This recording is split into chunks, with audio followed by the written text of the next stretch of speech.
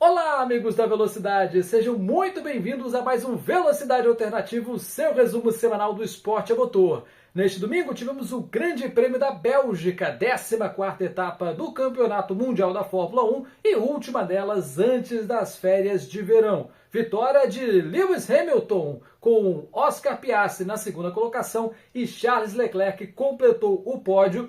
Quem cruzou na frente foi o Russell, mas isso a gente explica ao longo deste episódio. Antes de falar para você o que aconteceu nessa corrida, eu preciso lembrar que já está disponível o clube de membros aqui da Alternativa Esportes. Por apenas R$ 2,99 ou o equivalente na sua moeda local, você já assina o Fidelidade Alternativa e tem acesso a um mundo infinito de vantagens. Tem prioridade na leitura de comentários, tem também vídeos que chegam primeiro, como este Velocidade Alternativa chega primeiro para quem é membro, emojis exclusivos também para quem é membro e, claro, o selinho que mostra ali há quanto tempo você colabora com o canal. É o custo de um refrigerante, de um cafezinho, não pesa no seu bolso e você ajuda demais o nosso trabalho. Venha fazer parte dessa família, clica já no Seja Membro e escolha aí a sua solução de pagamento favorita disponível no seu território. Agora sim, vamos falar deste final de semana, né? Como eu disse, o último antes das férias, e começou quente, né? Já começamos no meio da semana com a revelação de que Ocon foi contratado pela escuderia Haas. A escuderia estadunidense fechou o seu line-up para o ano que vem, vai ter Oliver Bearman e também o Esteban Ocon, um britânico e um francês na escuderia estadunidense. O Ocon assinou por múltiplos anos, né? O famoso acordo de múltiplos anos, provavelmente 2025 e 2026. Ele que está saindo da Alpine e está saindo com posições de classificação melhores que a do seu companheiro Pierre Gasly. Por falar na Alpine, já começou a tradicional debandada de meio de ano na Fórmula 1. Bruno Famin, desde essa segunda-feira, não será mais o diretor esportivo. Ele sai da divisão de Fórmula 1 do grupo Renault e fala-se até no dirigente da Hightech, né, que é uma equipe da categoria de base que pode vir a substituí-lo. Ele que entrou no ano passado, exatamente nessa época, quando rolou ali um passaralho, muita gente foi demitida na escuderia francesa naquela época. A Alpine, aliás, também é assunto aqui no Velocidade Alternativa por conta da sua lindíssima pintura especial do final de semana, né? Essa semana marcou a estreia do filme Deadpool e Wolverine, né? A terceira aventura do Deadpool. E por que o carro foi pintado todo de vermelho e preto? Simples. Além, é claro, de divulgar o filme, um dos acionistas principais da Alpine neste momento é Ryan Reynolds, o intérprete, né, o ator que interpreta justamente o Deadpool. Então, o Esteban Ocon veio com o capacete todo vermelho, em homenagem ao Deadpool, e o Gasly com o capacete amarelo, em homenagem ao Wolverine. Eu ainda não vi o filme, por favor, não coloquem spoilers nos comentários. Vamos lá, a Alpine, aliás, também é assunto aqui, porque ela pode trocar de fornecedor de motor. E isso gerou uma revolta gigantesca na França, porque a Alpine, para quem não sabe, é a única que tem um motor Renault, né, do grupo Renault, que é um dos acionistas aí da escuderia. Mas é aquilo, se ela trocar de fornecedor, falou-se em Ferrari, mas provavelmente será Mercedes, e fica a dúvida se vai ser a partir de 2025 ou 2026. Se for para 2025, já está atrasado. Todo mundo sabe que o motor Renault, nesse momento, é o mais fraco da categoria. A Alpine está amargando piores posições no grid exatamente por conta disso. Mas uma troca de motor nesse momento vai desempregar muita gente. Isso causou muita revolta na França. Então, é um assunto que, se vier a ser realidade, depois da chegada do Briatore, ele pode vir a ser tocado em 2026 com o novo regulamento e não para 2025. Mas o fato é que já gerou muita gritaria.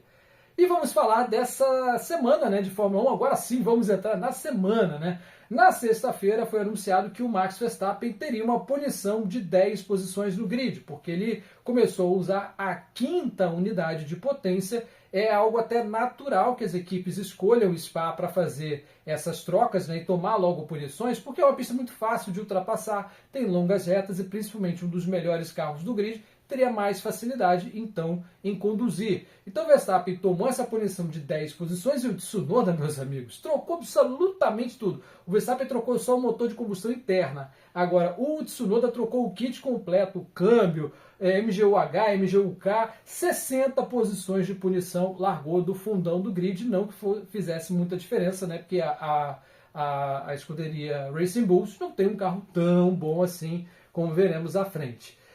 No treino livre 1, sexta-feira com pista seca, né? E eu faço essa ressalva porque nós tivemos mudanças de temperatura ao longo do final de semana.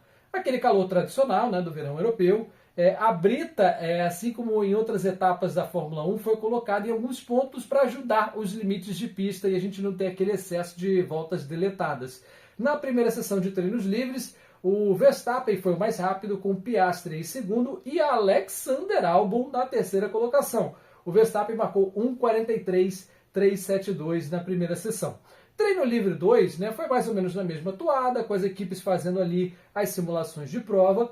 Deu para ver que McLaren, o Verstappen e a Ferrari estavam muito fortes e a Mercedes estava ali, não fedia nem cheirava, meio de grid. Os mais rápidos foram Norris, Piastri e Verstappen, tempo mais rápido do dia do britânico com 1:42.260. Veja só a diferença, a evolução da primeira para a segunda sessão. Aí vem o sábado e choveu uma barbaridade o sábado inteiro. No treino livre 3 não deu para aproveitar muito. Ninguém andou mais do que 10 voltas para vocês terem uma ideia do sabão que estava a pista de Spa-Francorchamps com muita água. Lá em Stavelot, nós tivemos o Stroll batendo no treino livre 3, causou uma bandeira vermelha. Uma batida que você está vendo aí não pareceu ser muito grave, mas danificou bastante coisa, né? A equipe teve que correr para colocá-lo em condições de fazer o treino classificatório. E a batida em si já causou uma bandeira vermelha que demorou bastante tempo para ser debelada, só sobraram alguns minutinhos ali para os carros saírem no final do treino livre 3, a condição de visibilidade também não estava legal, então não deu para aproveitar muita coisa. Nessa terceira e última sessão, Verstappen foi o mais rápido com Piastri em segundo e Gasly em terceiro, né? Completamente aleatório. O tempo do Verstappen foi 2 minutos, 1 segundo, 565 milésimos. Foi tão forte a chuva que depois desse treino livre 3, a gente não teve a Sprint Race da Fórmula 2. Ela foi adiada para outro ponto do final de semana, para você ver a condição perigosa que estava a pista. Realmente não tinha a menor condição da prova rolar naquele momento.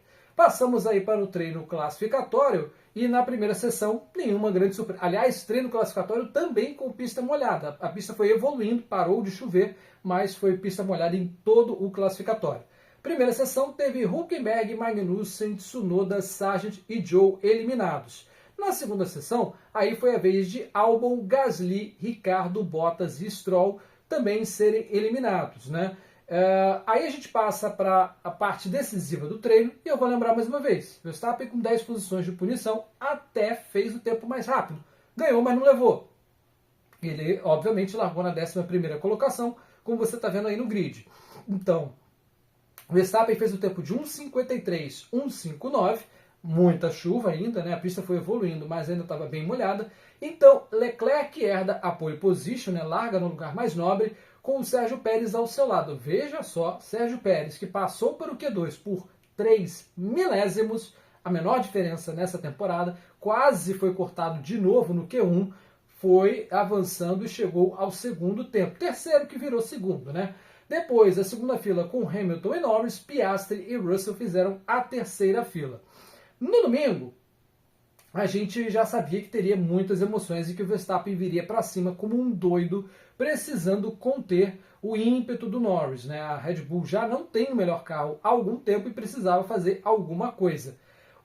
Na largada, o Hamilton passou o Sérgio Pérez, quelle surprise, né? Nenhuma surpresa, e de novo, largada ruim do Norris, que depois ficou se lamentando porque perdeu as suas chances de vitória na primeira curva. Nenhuma novidade até aí. Também não é nenhuma novidade que o Verstappen veio como um maluco e largou em 11º, já no primeiro setor estava em 8º, saiu rabiscando com a potência do motor da Red Bull. Aí na volta 7 nós tivemos o único abandono da pista, né? O Guan Yu Zhou teve um problema hidráulico, conseguiu arrastar ali o seu carro, né? Não provocou nenhuma bandeira amarela, nenhum virtual safety car. Aliás, o safety car está sumido nas últimas etapas e nessa foi até bom que ele não apareceu porque ia estragar um pouquinho a festa que foi. Como eu disse, o chinês conseguiu levar o seu carro, né, de volta para o box e abandonou na volta 7. A estratégia, né, já que com o domingo foi tudo de pista seca, a estratégia era 2 paradas. Spa tinha a gama C2, C3 e C4, gama intermediária, e pista seca, mas sem aderência nenhuma, né? Por mais que tivesse categorias de suporte, a chuva do sábado acabou estragando um pouquinho a história. Fora que alguns pontos da pista estavam com asfalto novo e outros pontos ali da curva 8 até a curva 13 tinham asfalto velho, e esse asfalto velho era bem abrasivo, então é uma escolha de Sofia. A estratégia vencedora seria de 2 paradas, ou quase isso, como veremos ao longo aqui do vídeo. Na volta 11 foi a primeira janela de pitstops, né? Os pilotos começaram a parar nas voltas ali 11 e 12. O Norris e o Leclerc escolheram parar um pouco depois. Na volta 16, Norris, aliás, voltou na 8ª colocação. Para mim, ali, parecia que a corrida do Leclerc, que largou na ponta, mas foi ultrapassado pelo Hamilton na volta 3, parecia que a corrida do Leclerc tinha acabado. E a Ferrari até me surpreendeu com a sua estratégia. A Mercedes me surpreendeu mais ainda, porque não era o melhor carro para esse circuito, pelo menos até sábado, e no domingo se revelou como sendo realmente o carro do final de semana, com um ritmo de corrida muito bom, muito bem acertado para a pista seca.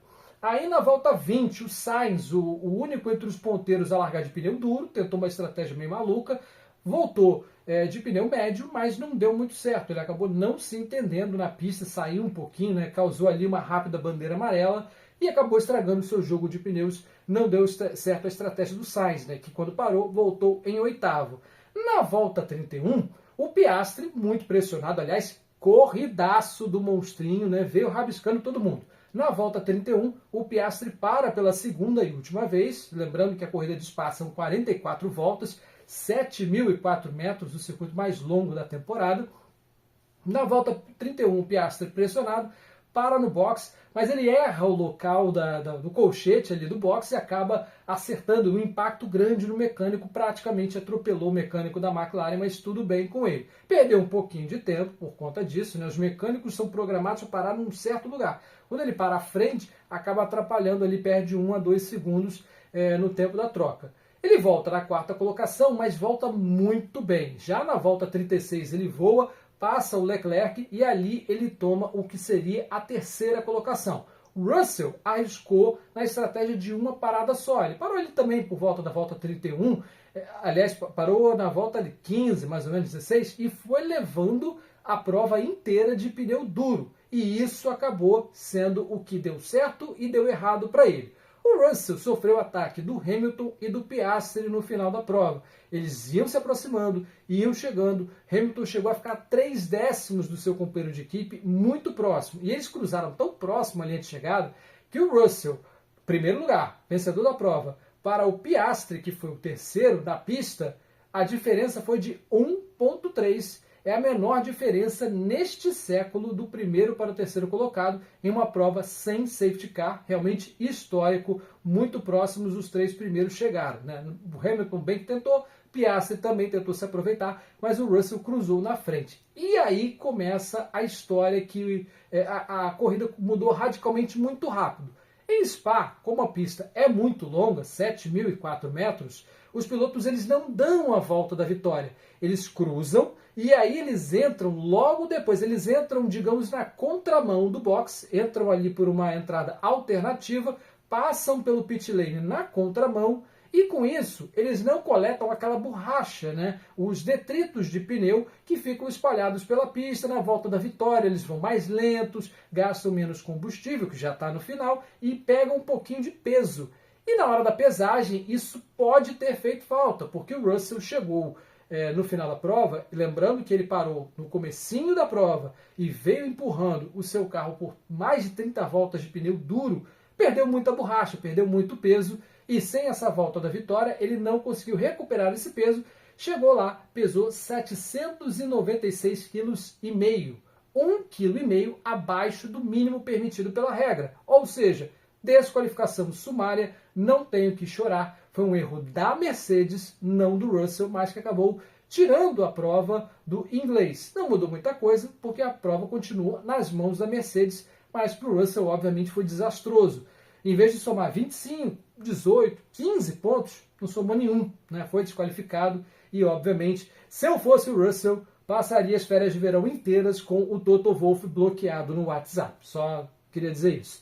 Bom, a classificação final é essa que você está vendo aqui ao lado, mas todo mundo herdou uma posição, né? Esse gráfico é diante do Russell ser desqualificado e quem herdou a 10ª colocação e um pontinho foi o Daniel Ricciardo.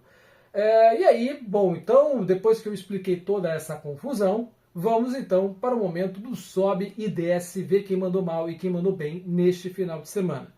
Olha, para começar, eu preciso destacar a excelente corrida que fez o Oscar Piastri. O final de semana inteiro andando nas cabeças, muito bem. O monstrinho australiano está mostrando que vem para ficar, que pode ser um potencial campeão do mundo, a depender de como a McLaren vai se adaptar nessa reta final de 2024, 2025 e como ela vai entrar também no novo regulamento em 2026, mas eu gostei muito do que eu vi. O australiano fez uma das melhores pilotagens dele na Fórmula 1. Quem também mandou muito bem foi o Lewis Hamilton, que soube comboiar o seu companheiro de equipe, brigou pela vitória até a última volta e meio que ficou uma situação parecida com a da semana passada, né? Só que o Russell conquistou a primeira colocação na pista, né? No pulo do gato, tentando uma estratégia diferente. E por isso mesmo, apesar do resultado ruim, volto a dizer, o erro foi da Mercedes, não do Russell. Ele não tinha nada a ver com isso, fez a sua parte, chegou na frente, ganhou, mas não levou, assim como aconteceu com o Verstappen na classificação. Mas foi uma surpresa, porque ninguém esperava que isso acontecesse com o Russell. Realmente erraram feio nas contas da Mercedes. E essa, aliás, é a deixa para eu começar aqui a minha cornetagem justamente pela Mercedes. Inaceitável em 2024 que os engenheiros tenham errado as contas dessa forma. Uma coisa sou eu, que não tenho acesso à telemetria, eu que não sei fazer contas, sou de humanas, errar. Agora a Mercedes não pode se dar o luxo de perder uma prova, perder 25 preciosos pontos e, claro, ajudar meio mundo no grid, porque errou nas contas com o seu piloto. Fez o mais difícil, ganhar, mas na hora de levar, subiu no pódio, tirou foto, mas depois acabou perdendo o troféu de primeiro colocado, né? O Russell, que não soma nenhum ponto nessa brincadeira por um erro infantil da Mercedes. Postaram uma nota, né, nas redes sociais, mas notas não voltam atrás, não mudam o resultado. Quem também mandou muito mal nesse final de semana foi Carlos Sainz. Como eu disse, veio com uma estratégia meio doida, né? Dos 10 primeiros foi o único que saiu de pneu duro, mas não soube utilizar. E o Sainz, que muito procurou, muito fez doce, está aí desde o começo do ano sabendo que não tem emprego para o ano que vem, não fechou ainda um contrato e as vagas estão cada vez ficando mais escassas. A Audi, né, a Audi Sauber está perdendo a paciência, a Williams nem se fala, a Alpine é uma incógnita, essa vaga que tem na Alpine pode acabar indo para alguns dos pilotos do programa de pilotos deles, né, da base, então o Sainz pode acabar ficando sem assento no ano que vem, porque está fazendo muito doce e chegou essa primeira parte de campeonato apenas na quinta, sexta colocação, está caindo pelas tabelas. E claro, não posso deixar de falar mal de Sérgio Pérez, é praticamente uma constante aqui no sobe e desce, porque ele não manda bem, é simples. Sérgio Pérez largou na primeira fila, fez o terceiro tempo, largou na primeira fila, ok, ele não tinha o mesmo carro, as atualizações do Verstappen, eu entendo isso, mas é inaceitável um piloto como o Pérez terminar no meio do grid, tendo o melhor carro do grid e tendo largado na primeira fila. Foi muito ruim a exibição do mexicano durante todo o final de semana e talvez tenha sido sua última corrida. Especula-se muito se Daniel Ricciardo ou Liam Lawson vem para o lugar do Pérez já na próxima etapa. Eu colocaria o Tsunoda já, para agora. Não esperaria 2025. O título de construtores está escorrendo pelos dedos a cada etapa que o Pérez não desempenha. Pontuou dessa vez, mas muito menos do que deveria. Agora sim, aliás, vamos falar aqui das classificações, né? Já falei de quem mandou bem, já falei de quem mandou mal, então vamos conferir como estão as classificações. O Mundial de Pilotos tem Verstappen líder, 277 pontos para o atual tricampeão. Atrás dele vem Lando Norris com 199, ou seja, temos 10 etapas pela frente e o Norris tem que tirar uma vantagem de 78 pontos, está muito complicado. Basicamente, claro que tem sprint races ainda para rolar, mas basicamente Verstappen só precisa chegar em segundo em todas as provas que será campeão do mundo. É mais ou menos essa conta. O Leclerc é o terceiro colocado com 177, Piastri subiu mais uma posição, 167 pontos, passou o Sainz, que agora é o quinto, com 162, e o Pérez segue amargando a sétima colocação, porque o Russell não ganhou a prova. Porque se o Russell tivesse somado os 25 pontos, ele teria ultrapassado o Pérez, que estaria na oitava colocação, com o melhor carro do grid, meus amigos. Então, realmente é inaceitável manter o mexicano. E essa falta de pontos do Pérez impacta no Mundial de Construtoras, onde a gente vai ver a Red Bull com 408 pontos, a McLaren com 366, cada vez mais próxima, Ferrari 345, Mercedes 266 e Aston Martin com apenas 73 pontos na quinta colocação. Faço a ressalva aqui, a Sauber é a única equipe que ainda não pontuou em 14 etapas da Fórmula 1. Próxima corrida, meus amigos, a gente vai dar uma pausa. Ela só volta à Fórmula 1 lá no final do mês de agosto. É um período tradicional de férias da Fórmula 1. Aliás, muitos estabelecimentos na Europa param nessa época do ano. Então, os mecânicos vão ter uma folguinha. Teremos 4 finais de semana de folga. E a Fórmula 1 volta nos Países Baixos entre os dias 23 e 25 de agosto. Nos Países Baixos, com a gama mais dura de pneus disponível, C1, C2 e C3. Treino livre será na sexta, 23 de agosto, às 7 horas da manhã, uma hora mais cedo por conta dos Países Baixos, serem com um fuso diferente do restante da Europa. Ainda na sexta-feira, às 10h30 da manhã, estaremos de volta com o treino livre 2, sábado, 6 horas da manhã, o treino livre 3, o último, antes do classificatório, que começa a ação de pista às 10 da manhã, mas aqui na alternativa, às 9h15, já estaremos de volta.